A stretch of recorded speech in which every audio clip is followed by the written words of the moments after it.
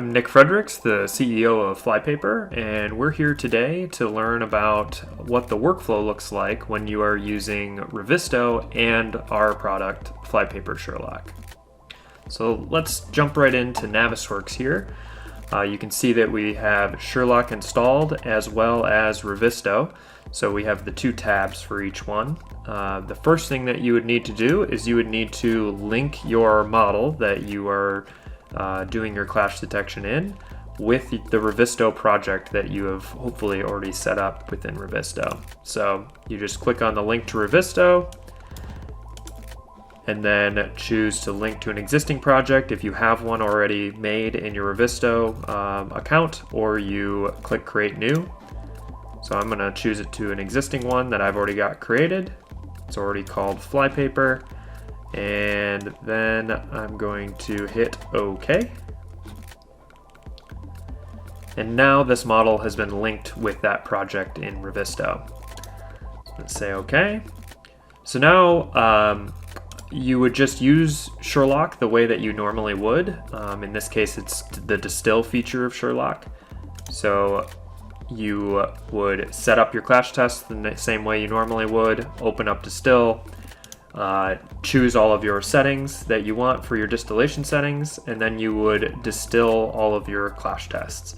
So I'm just going to hit the Distill All Clash Test button here, and that'll go through and group every single one of the individual clashes in all of these clash tests. Okay, so now if we take a look at one of these clash tests, you can see that all of these, one second here, all of these have been grouped. So these are just our standard group naming. You could have, before this, you could have used the settings and created your own custom group name template that you wanted to, if you wanted to add some more information to your group names, but by default, our group names are just going to be group and then a number. So now you're done with Distill. So Distill has done all that work of making every group represent a single thing that needs to be fixed. And now is the time that you would actually start using Revizto. So you'd go to your Revizto tab. We've already linked the project in. So now we would sync the clashes. So it's going to go through and it's going to identify all those clash groups that we've already made, and it's exporting them into Revizto's database. So you can choose which tests that you want to upload, and then I'm just going to upload them all right now because I'm going to track every single one of those clash groups in Revizto. So it's now syncing all of those clash groups with Revizto.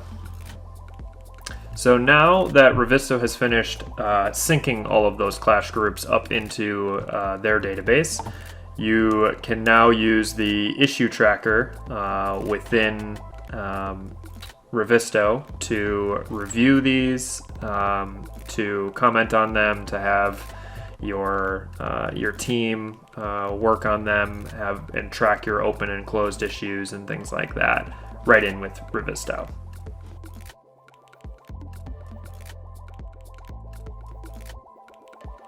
So in the last section, we saw what we would do to initially set up and sync the clashes that have been grouped by Sherlock with Revizto.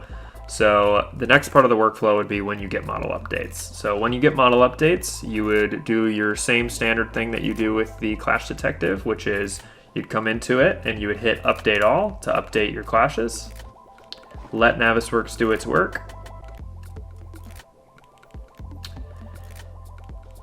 And you can see that we have a few new clashes in here, not that many, but then what you would do right after allowing Navisworks to update the clashes is you would run Distill again.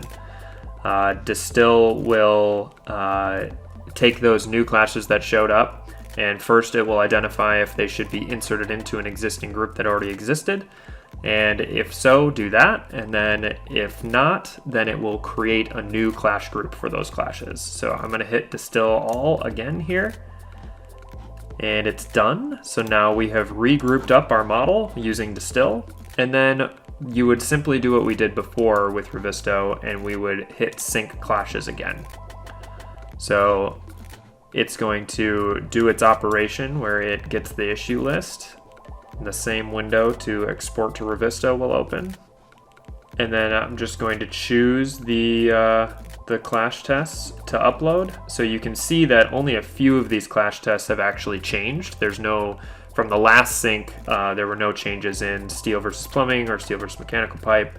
The only ones that had changed were steel versus sheet metal versus plumbing, and sheet metal versus fire protection. So Revizto knows that, so it's only going to update those new clashes or any of those clashes that have changed since the last sync. So it's going to sync those new changes. It's going to snap pictures of each one of those for the Revizto UI.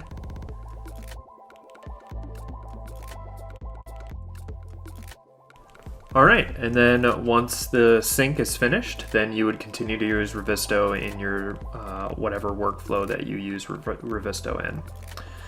So in conclusion, that's how you would use Sherlock with Revizto. You would get your normal model updates, run Distill, sync it to Revizto, and then continue to use Revizto the way that you would like to.